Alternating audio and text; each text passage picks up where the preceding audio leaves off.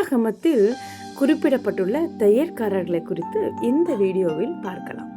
வேதாகமத்தில் 2 தையல்காரர்கள், பெசலெயேல், அகோலியாப். இவர்கள் இருவரும் ஆசாரிப்பு கூடாரத்தின் தொங்கு திரை, ஆசாரிப்பு கூடாரத்தின் மூடு திரை, ஆசாரியனின் ஆடை இவைகளை வடிவமைத்து தைத்து கொடுத்தார்கள்.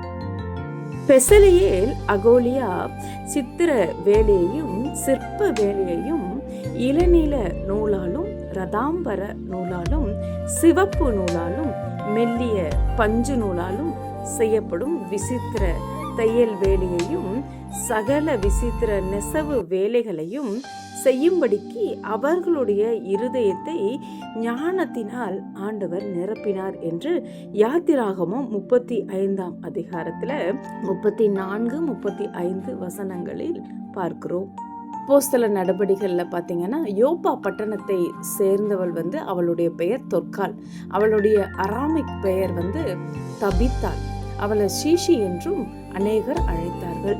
அப்போ அவள் எல்லாருக்கும் ஆடை தைத்து கொடுக்கிறவளாய் இருந்தாள். அவள் விதவைகளுக்கு நடுவில் அவர்களுக்கான அங்கிகளையும் அவர்களுக்கான ஆடைகளையும் தயாரித்து அவர்களுக்கு இலவசமாய் கொடுத்து பல நன்மையான காரியங்களை செய்து வந்தாள். அப்போஸ்தலர் 9ஆம் அதிகாரத்தில் 36 முதல் 41 வரை தபித்தாளை குறித்து அவள் நோய்வாய்ப்பட்டு இறந்துவிட்டாள் என்றும் பேதுருவை அழைத்து வரும்படி ஆட்களை அனுப்புகிறார்கள். பேதுரு அந்த இடத்திற்கு வந்து சேர்கிறார்.